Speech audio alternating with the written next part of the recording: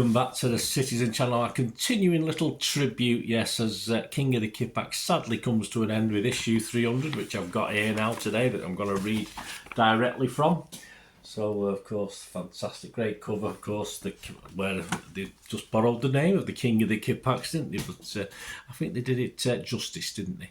So we're going to have a look at It's a Fix, of course, as we look forward to the match against Spurs on December the 3rd. Please check out my little vlogs as well. Not just this is like my little tribute, but I've done my own little preview as well. But the match against Spurs, 4:30 p.m. kickoff on December the 3rd. My thanks to Dave and Sue Wallace for everything they've done over the many years, and sadly missed. They're still around, of course, they're still around, and I will keep King of the Kippax flying in various ways in my history vlogs and stuff like that. So, but as I say, this is my small tribute, and we're going all the way through to the 27th of December. So all the Premier League games between now and then, I'll be doing a little special on. So please join me and spread the word, guys. Please, if you are new to the channel, it's everything City past and present, of course, on this channel. Yeah, this is future, isn't it? Yeah, looking forward to something. So this is a future, past, present, and the future. There we go on the Citizen channel. So I hope you enjoy it. Press those buttons.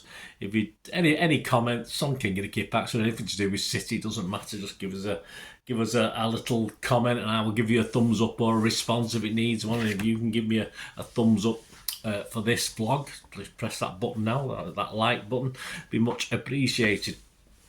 Right, let's just It's a Fix. Doesn't take long to get through this. I've updated it, of course. This is printed a few days ago, so Spurs have played another game since then, so if I'm clever enough to think on my feet, I'll add it to this as we're going through. Right, owners, yes, M.E.N International Limited, British billionaire Joe Lewis and his partner Daniel Levy. Well, we know him, don't we? Their last pot was the League Cup in 2008. Yes, he tried to win it again, didn't he? But we managed to win that one, didn't we? Back in the old COVID days, if you remember rightly, when there was about, was it 10,000 in the ground, something like that at Wembley. Though the last pot, though, was the League Cup in 2008. 149th league meeting between us. Recent connections include Kyle Walker, of course, Kieran Trippier, Joe Hart, Porro, there you go, Porro.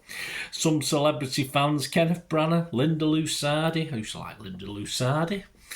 Yes, a bit more clothes on love when it was cold, but apart from that, Jude Law and Stephen Mangan. There you go, so a new one. This season so far, they're now in 5th spot with 26 points from 13 games. 4 wins, 2 draws and 1 loss away from home. And before us, it was Fulham at home 2-0, Palace away a 2-1. And then now they've had 3 losses on the trot, so let's hope we can make it 4. Chelsea at home, they lost 4-1. Wolves away, they lost 2-1. And of course now Villa at home over the weekend that I'm just recording this, they lost 2-1 to Villa. And they're a team to be, they're an interesting matchup. There'll be an It's a Fix on that as well very soon. In the Carabao Cup, they went out 5-3 on penalties after drawing 1-1 in normal time at Fulham. Last season at the Etihad in January, it was 4-2 City win, of course. Kulusevski on 44 minutes and Royale on 47 minutes. Put them 2 up at half-time after a couple of schoolboy defensive errors. No matter how you try to dress it up, blaming it on the referee, City were booed off by some fans. Certainly not around me, but yeah, I'll take Dave and Sue's word for it. However, we reply swiftly through Alvarez on 51, Haaland on 53, before Mahrez on 63 and 90 made it a welcome win as the Boo Boys slunk off home and the rest of us cheered the boys off. The crowd was 53,088 at the new White Hart Lane in February. It was a 1-0 loss after we dominated. Yes, well, no surprise there. We'll get a win one day, hopefully this season. A 1-0 loss. And Kane scored his 200th league goal and his 267th overall to beat Jimmy Greaves' long-standing record in front of a crowd at the Tottenham Hotspur Stadium, as it's called, isn't it? 61,589. Our form at home to Spurs, the last season's win made it for City. 1 lost, 1 drawn, 1-1. So that's a 4-2, a 2-3, a 3-0, a 2-2, a 1-0 and a 4-1. So we've got very good recent form against them. Main summer transfers in included Kulusevski, 25 million. million from Juventus. Maddison, of course, who I quite liked, 40 million from Leicester. Vicario, 17 million from Empire. Solomon, a free from Shakhtar Donetsk. I've never heard of Shakhtar. We haven't played them. I think we have. Porro, 39 million from, only kidding, Sporting Lisbon. Van der Ven, 43 million from Wolfsburg. What's up with Levy? He's spending a few quid, isn't he?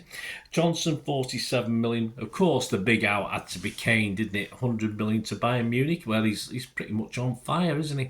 Winks, 10 million to Leicester. Flipping heck. Winks, 10 million. Yeah, I think Davidson put a note on too much there.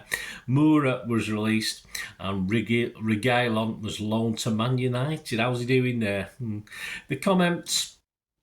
New manager Ange Postecoglou, if that's how you pronounce it, hit the ground running with Spurs flying high until imploding against Chelsea, Wolves and now Aston Villa. James Maddison is injured, which is a big blow for them, it is, but we know what they're capable of, with Son in particular. But a repeat of last season's win here will do nicely.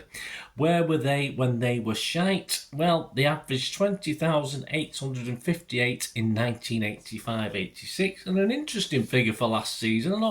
I know when you see a lot of results these days, you don't see the crowds that much, do you? Sometimes it's not on, but their average last season was 56,234. Now, the ground holds over 61,000, doesn't it? And I just thought they sold out every game, but obviously, according to Dave and Sue, that average crowd is correct, 56,234. The 5,000 fans under average, so they're still not there when they're shite, are they? So anyway, there you go. So that's the it's a fix for the Spuds game. As I say, my little tribute to King of the Kippax, and I will be doing that right through to Everton away on the 27th of December, which will be then the last one, but I'm sure I'll keep the flag flying somehow, so stick with me, guys, if you like King of the Kippax. Hope you enjoyed that. Let me know your thoughts. Great to have your memories, etc. of King of the Kippax. Till we meet again, that's one thing, don't I? Please stay safe, Blues. Come on, City. Bye for now.